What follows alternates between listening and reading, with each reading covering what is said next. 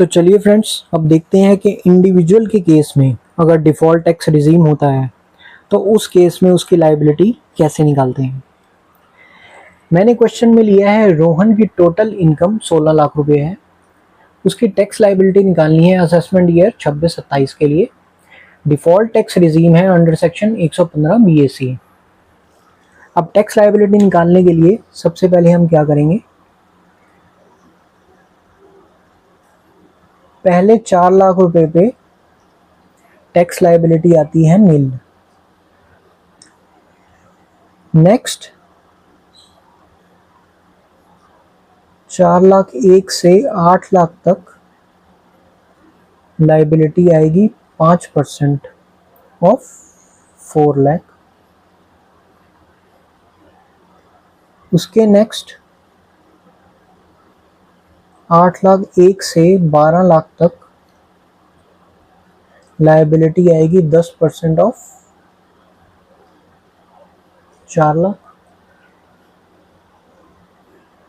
और नेक्स्ट 12 लाख 1 से 16 लाख तक लायबिलिटी आएगी 15% ऑफ 4 लाख। ये हमारा नील आ गया 4 लाख पे। 4 से 8 लाख पे 4 लाख का 5%, दैट इज हमारा 20,000 रुपये। ऐसे ही 4 लाख का 10% 40,000 रुपये और 4 लाख का 15% 60,000 रुपये।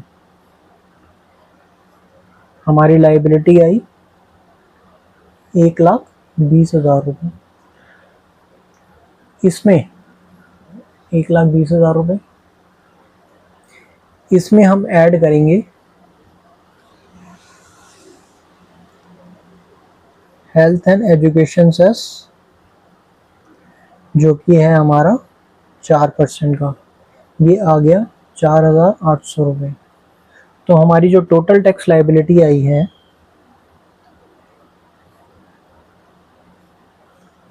ये आ गई हमारी 1,24,800 रुपये की। तो इसमें हमने देखा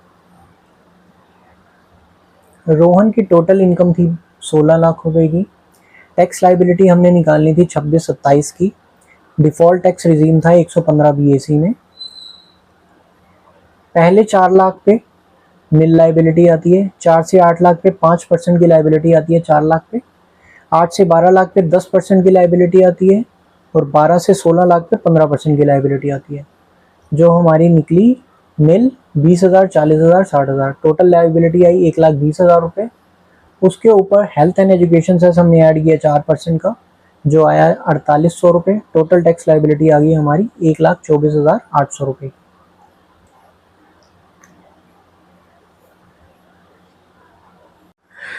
तो चलिए अब हम देखते हैं कि अगर रोहन की टोटल इनकम 12,50,000 रुपये होती तो उसकी डिफ़ॉल्ट टैक्स रिजीम में क्या इनकम टैक्स की लायबिलिटी आती। क्योंकि 12 लाख तक जो टैक्स लायबिलिटी आएगी वो 87A में रिबेट मिल जाएगी, तो इसलिए 12 लाख पे कोई टैक्स लायबिलिटी नहीं बनती। लेकिन ये 12,50,000 है तो यहाँ पे टैक्स लायबिलिटी भी बनेगी और यहाँ मार्जिनल रिलीफ का भी पॉइंट आएगा। तो देखते हैं कैसे करेंगे। स्टेप 1 में हम देखेंगे कि टोटल इनकम 12,50,000 से 12 लाख से कितनी ऊपर है। टोटल इनकम 12,50,000 की है माइनस 12 लाख, तो ये हमारा पॉइंट आ गया ₹50,000, जो एडिशनल इनकम है 12 लाख के ऊपर। स्टेप 2 में देखेंगे कि हमारी टैक्स ऑन 12,50,000 कितना बनता है। 12,50,000 पे हमारी कितनी टैक्स लायबिलिटी बनती है। क्योंकि 12 लाख तक हमारी टैक्स लायबिलिटी 60,000 रुपये की आती है, तो उसके ऊपर 15% का टैक्स लगेगा। Tax at the rate 15% on 50,000 plus 60,000, तो ये हमारी लायबिलिटी आ गई 67,500। अब क्योंकि स्टेप 2 में जो अमाउंट कैलकुलेट हुआ है और जो स्टेप 1 में अमाउंट है वो ज़्यादा है, 50,000 रुपये की इनकम बढ़ी है लेकिन हमारी टैक्स लायबिलिटी 67,500 से बढ़ गई है, तो इसलिए हमें यहाँ पे मार्जिनल रिलीफ देना पड़ेगा। स्टेप 3 में क्या करेंगे, 67,500 माइनस 50,000 इज इक्वल टू 17,500। इतने अमाउंट का हमें मार्जिनल रिलीफ देना पड़ेगा, क्योंकि हमारी इनकम तो सिर्फ 50,000 से बढ़ी है जबकि हमारी लायबिलिटी 67,500 हो गई, तो 17,500 का हमें मार्जिनल रिलीफ देना पड़ेगा। तो जो टैक्स लायबिलिटी आएगी वो आएगी हमारी 50,000 की। इसमें हम ऐड करेंगे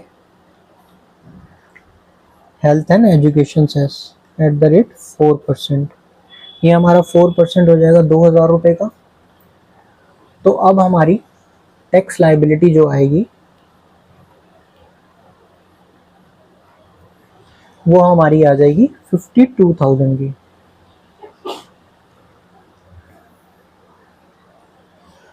तो देखा आपने, अगर रोहन की इनकम 12,50,000 होती है, 12 लाख से जैसे ही क्रॉस करती है वहाँ पे टैक्स लायबिलिटी जनरेट हो जाती है, तो उस केस में हमें मार्जिनल रिलीफ का भी पॉइंट देना पड़ेगा, जो ये है हमारा मार्जिनल रिलीफ 17,500 रुपये का।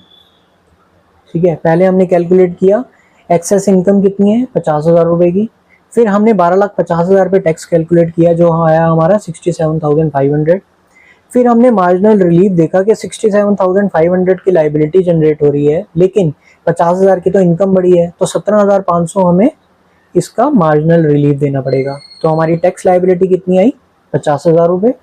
इसमें हेल्थ एंड एजुकेशन से 4% ऐड किया 2,000 रुपये का, तो ये हमारी टोटल टैक्स लायबिलिटी आ गई 52,000 रुपीज़।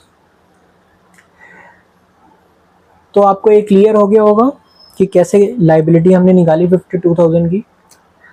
तो अगर वीडियो अच्छी लगी हो तो वीडियो को लाइक कर देना, और अगर चैनल पे नए हैं तो चैनल को सब्सक्राइब कर लेना। अगर आपकी वीडियो से रिलेटेड कोई भी क्वेरी है तो आप मुझे कमेंट कर सकते हैं, मैं आपको उसका सॉल्यूशन दूंगा। Thank you.